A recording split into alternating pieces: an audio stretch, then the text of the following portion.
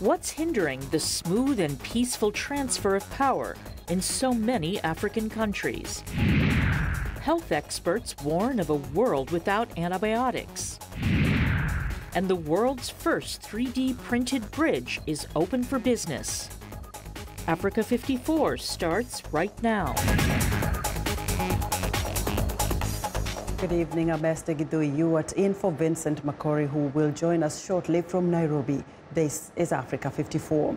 What will it take for the majority of Africa's nations to consistently have peaceful elections and smooth transitions of power? Africa's bumpy road to democratic, peaceful transfers of power has been paved with successes, shocks, and setbacks.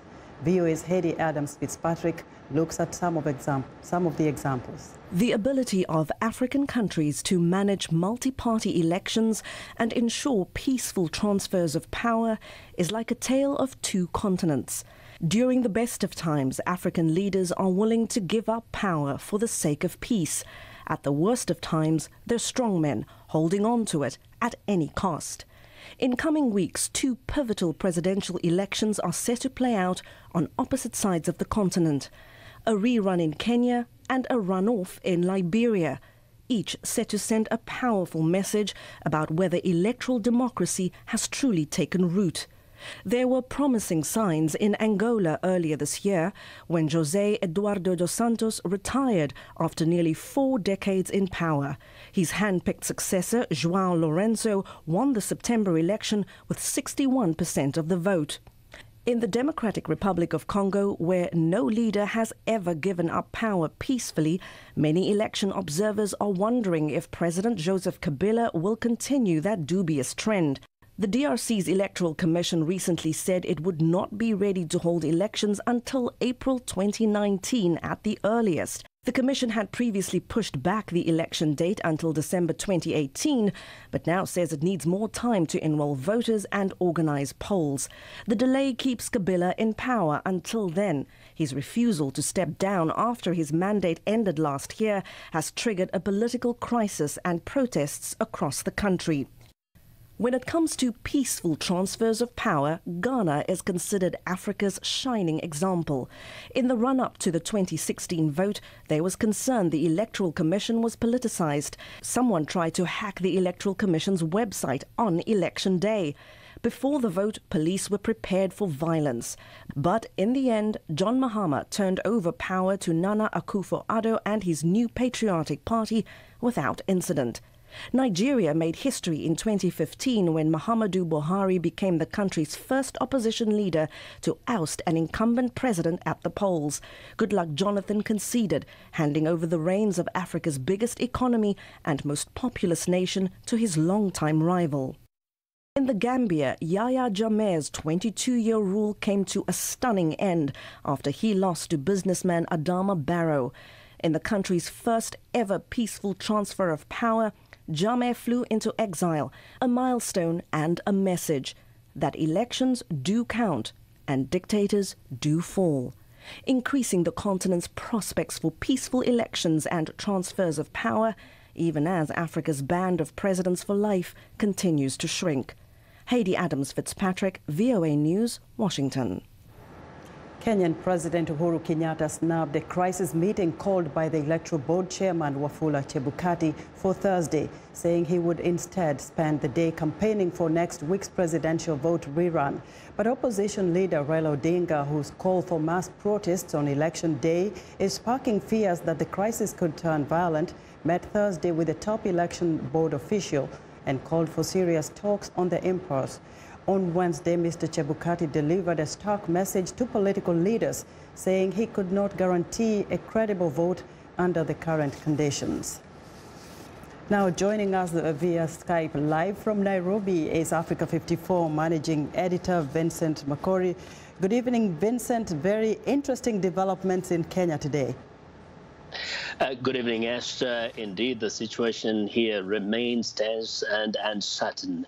You know that the chairman of the Electoral Commission, as you mentioned, Wafula Chebukati, asked the principals of the parties that are involved, the Jubilee Coalition, President Uhuru Kenyatta and Mr. Raila Odinga of NASA, to meet with him so that they possibly can talk and resolve this political impasse.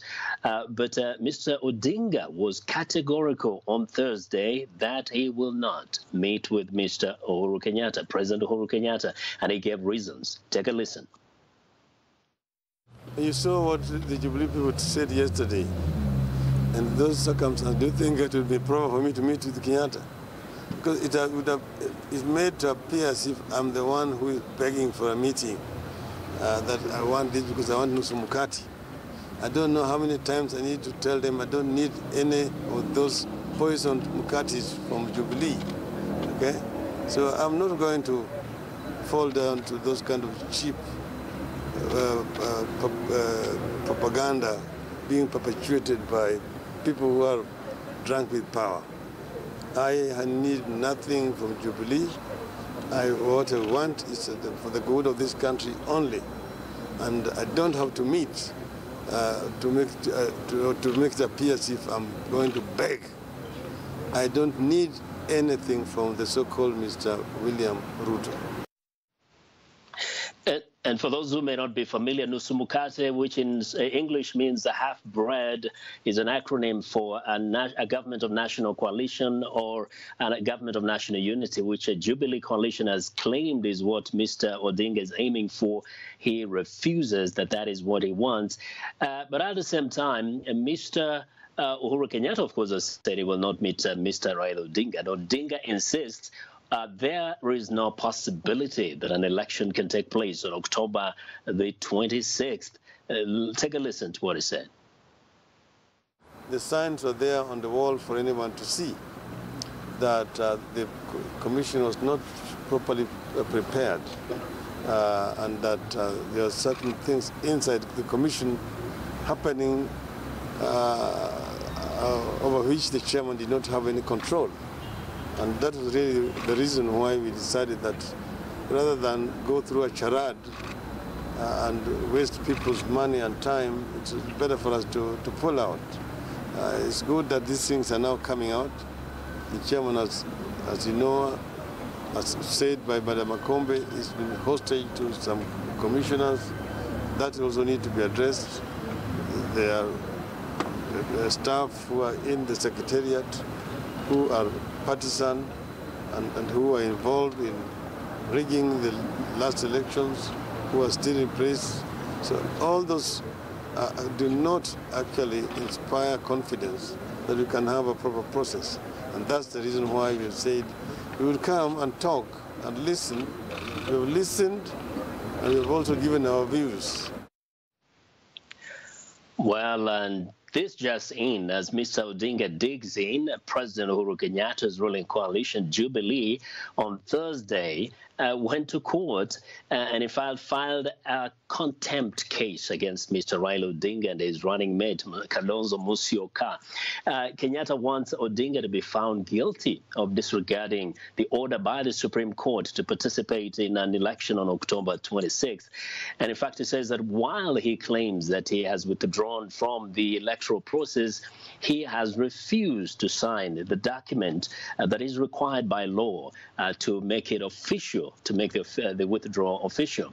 At the same time, the ruling coalition also wants the court to find Mr. Odinga guilty of obstructing the electoral process, including, in fact, disrupting the training of election officials. It is indeed a drama that is unfolding by the day here in Kenya. Any reaction so far, Vincent, on that new lawsuit against Odinga? Well, some are surprised because they did not expect Mr. Uhuru Kenyatta to go to court. But of course, there have been speculations that we're going to be inundated by lawsuits from both sides. And in fact, there are already so many cases in court. Now, we don't know how this will unfold. We don't know how quickly and when and how the courts are going to rule, which makes this election very uncertain and the future completely confusing. Nobody knows what is next. Oh, wow. Just a few days before the rerun. Vincent, thank you so much for your insight into this political scenario. Thank you. That's Africa 54 managing editor Vincent Makori reporting live via Skype from Nairobi. Now, following the annulment of Kenya's August 8th presidential election, political uncertainty in the East African nation remains high. However, Kenya's central bank governor Patrick Njoroge is downplaying its effects on the country's economy and investors. The current state of affairs is one of high uncertainty. But I think the point here is that this is all political uncertainty based on recent pronouncements by the Supreme Court and the sequence of events that followed that. Whoever wins will be a Kenyan, and the other one is we also know whoever wins, they'll be supporting market-based policies. That's what investors need to know. And in a sense, that is what they're pushing for. Somali President Mohamed Abdullahi Mohamed is promising to set up the war against the Al-Shabaab terrorist group. He addressed thousands at a rally in Mogadishu for the victims of the city's worst ever bombing. Tens of thousands of people marched through the Somali capital and other major Somali cities on Wednesday, condemning those behind the massive explosion that killed nearly 300 people and wounded more than 400 others. The president addressed the marchers at a rally to pray for those killed and injured in last Saturday's truck bombing, which the government blames on the Islamist militant group. We have allocated $14 million, firstly to fight against Al-Shabaab, and secondly to set up centers for orphans. We will start with orphans left by those people who were recently massacred by Al-Shabaab in a truck bomb attack. Now, Al-Shabaab has not claimed responsibility for the blast, the deadliest terrorist attack in Somalia's history. Over the past 10 years, the group has bombed dozens of hotels, restaurants and other targets in Mogadishu as part of its campaign to topple the government and install a strict version of Islamic law in Somalia. Now, remittances from overseas diaspora constitute a vital part of the economy of many developing nations.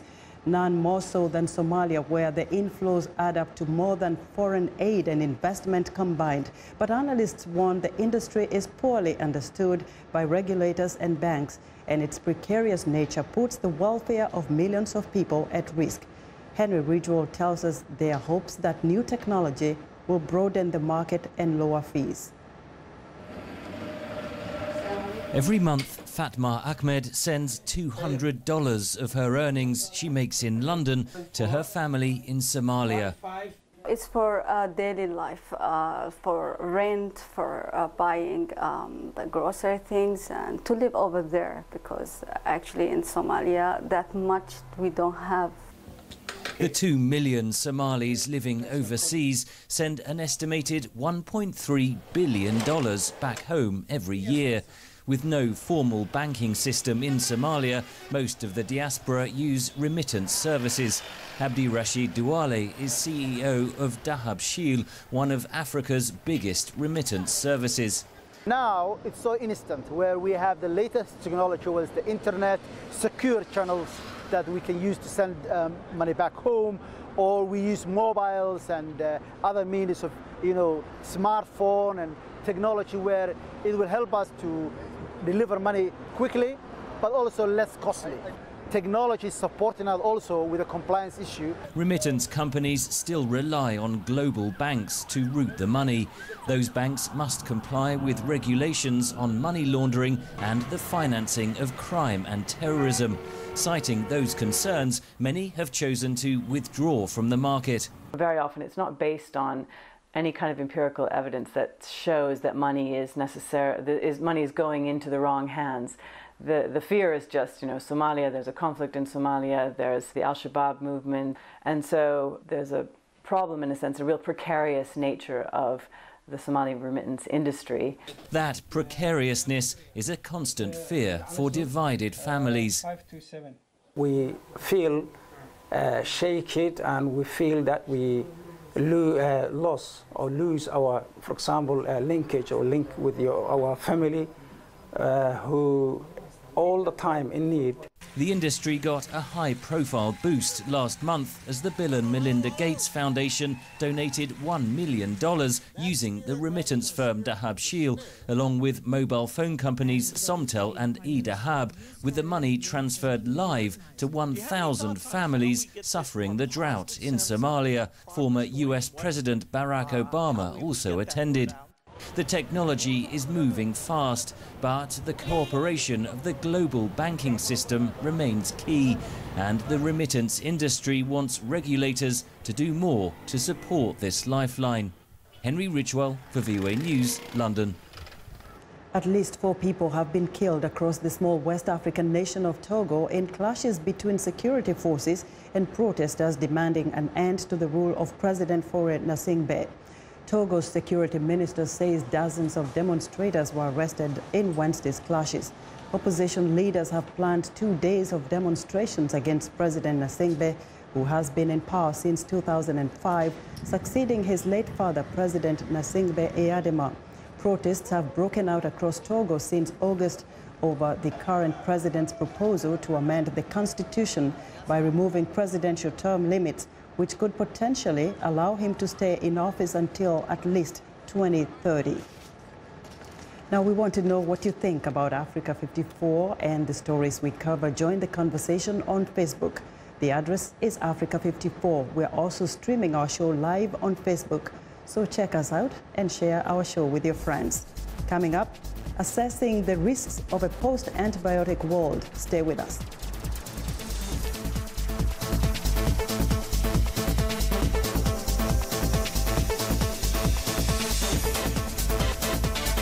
And notes, this is Living Better.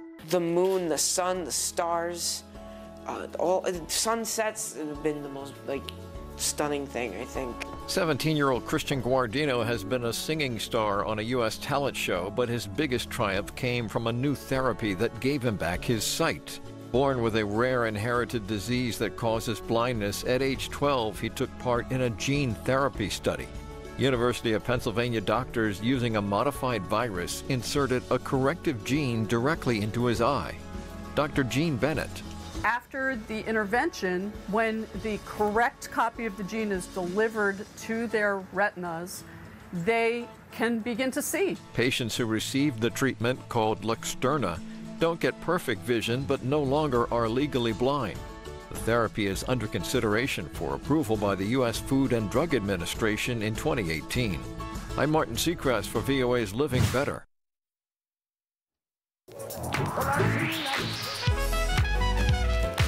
I wanted to present music and a side of American culture that is most important to me, that is a part of who I am. They're going to get some incredible performances. That's one of the things I love, bringing these artists in so you can get to see them do what they do. It's soul music, and that's what music is. It's that which comes from the soul.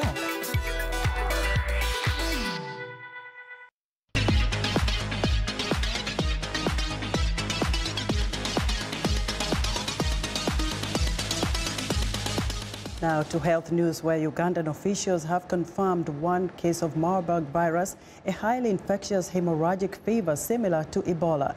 Uganda's health minister told reporters in Kampala Thursday that the case was confirmed after a series of tests. Marburg is from the same family of viruses as Ebola. The victim, a 50-year-old woman, died on October 11th at a hospital in eastern Uganda after showing signs and symptoms suggestive of viral hemorrhagic fevers. The minister says the woman had nursed her 42-year-old brother, who died on September 25th with similar signs and symptoms. Uganda last suffered a Marburg outbreak, which has a high mortality rate in 2014. Now, Sierra Leone has launched its first ever oral cholera vaccination campaign targeting 500,000 people. Tens of thousands risk infection in emergency shelters and informal settlements with limited access to clean water and sanitation. The country is administering the 2-dose vaccine after suffering one of Africa's worst mudslides in August. An estimated 500 people were killed when a mountain collapsed on the outskirts of Freetown, which is still recovering from the Ebola crisis. Health workers are reaching residents in densely populated settlements in a door-to-door campaign. The waterborne bacteria is generally not fatal, but it can kill in just a few hours when diarrhea and vomiting cause dehydration, especially among the elderly. Now, the statistics in the United States are disturbing enough. Every year, 2 million people contract bacterial infections that are difficult or impossible to treat with antibiotics. 23,000 of those people die. Doctors gathered in Berlin say it's only going to get worse. VOA's George Butich reports. Every time you use antibacterial soap or use antibiotics to fight an infection, there are some bacteria that survive. And medical officials at the Berlin conference are warning that these survivors are leading us towards a post-antibiotic apocalypse. We talk about, if this goes on, the growth of superbugs, the death of modern medicine, a post-antibiotic apocalypse. And why do I say that? Well, not only do we need antibiotics in daily life for bacterial infections, of course not for viral infections, but actually a lot of people are prone to infections through their treatments, their cancer treatments, their transplantation. There are patients with diabetes who are more prone to infections. So we would lose the effectiveness of protecting those patients. In the post-antibiotic world, these officials are predicting that every invasive procedure becomes more dangerous, from critical surgery to common outpatient operations. Then think about common operations, cesarean sections, replacement hips. Those would become much more risky if we did not have effective antibiotics. Superbugs kill, and they're on the rise. That's why these leaders are urging nations to not only cut back on their use of antibiotics, but to prepare for the worst with a national action plan designed for the day when antibiotics are no longer effective. We need to see tangible work to make sure that we're only using antibiotics when we really need them, that we're thinking about how we get antibiotics to people who really need them, recognizing that in a lot of poorer countries, people don't have access to the same antibiotics that we have in richer countries, and that is killing, hundreds of thousands of people every year too.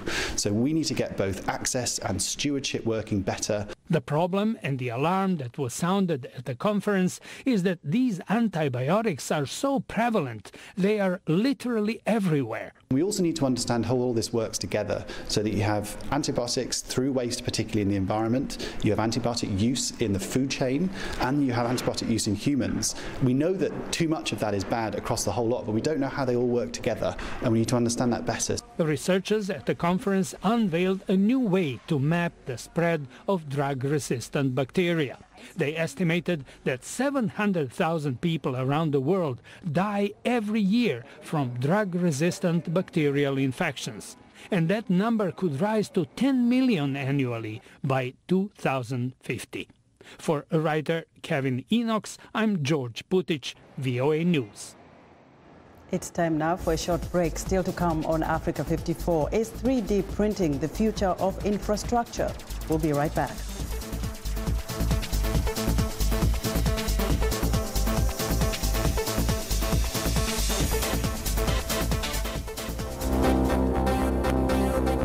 If you've just joined us, I'm Mariama Diallo, and here is a quick recap of today's headlines. In the Democratic Republic of Congo, residents were surprised by news that their country was among 15 elected to the 47-member United Nations Human Rights Council, despite DRC's own human rights violations. In Somalia, thousands of people protested in the capital Mogadishu, condemning those behind a massive explosion that killed nearly 300 people and wounded more than 400 others.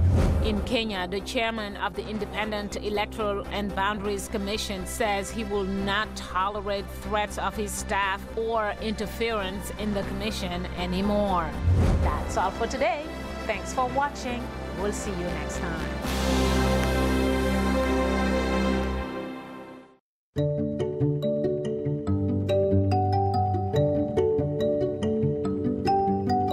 This is a country that I chose to become a citizen. I didn't have to become a citizen. I chose to become a citizen. I feel like America gave me an opportunity to pursue my passion as an artist. I really believe that clean eating is a way to a more successful life, or a happier life, if you want to put it that way. One of the things that helps me wake up every morning is doing better, being better. We grew up poor, and so I'm always focused on helping the working class be able to have a more comfortable lifestyle. I'm passionate about doing justice every day. I oftentimes say that justice is a verb, not a noun. You know, I believe in action and moving the ball forward.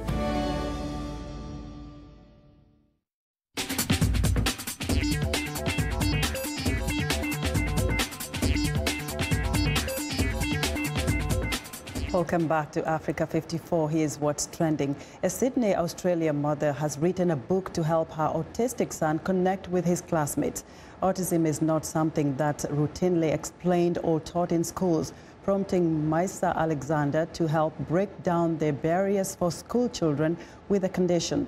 She created Fergus and Delilah, the story of a child who is a little different and his pursuit in making friends. Students with autism who go to mainstream schools face an enormous funding gap for support, according to Organisation Disability Australia. Experts say there are also a gap in resources to teach other kids how to interact with children with autism. Next up, ice cream producers in Italy are creating new recipes aimed at people looking for a healthier treat and people with food intolerances and allergies. One recipe suits both vegans and lactose-intolerant people as it contains neither animal ingredients nor dairy products. Another caters to the health conscious and was devised under the supervision of experts from the European Institute of Oncology's Smart Food Project. Gelato makers aren't just devising healthier recipes, they are also paying attention to the quality of raw materials they use, warning against vegetable fats like seeds and palm oils. And finally, you're looking at the world's first 3D printed concrete bridge. The bridge, located in the Dutch city of Gambia, can carry loads of up to 5 tons and should still be carrying cyclists in 30 years' time. The team behind it says it's just as strong as a conventional concrete bridge. Consisting of 6 sections, the bridge was glued together and lifted into place on site. The team says their construction method is flexible and quick, and it has the potential to be used for many different shapes. And that's what's trending today.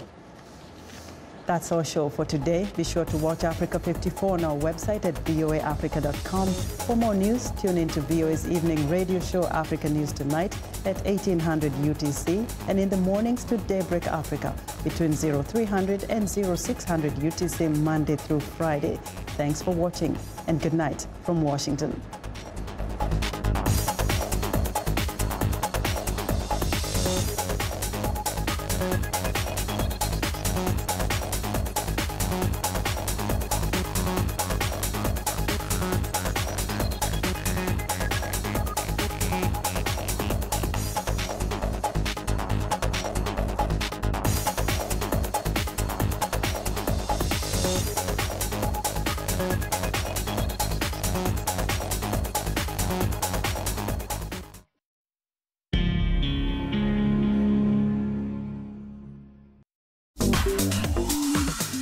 Welcome to English in a Minute. A plate is a dish that you put your food on. Have a lot on your plate. Hey Anna, I'm having a party this weekend. You should come. I wish I could, but my weekend is really busy. I'm baking a wedding cake, writing my article, teaching 2 classes, and oh, my parents are visiting. Wow, you have a lot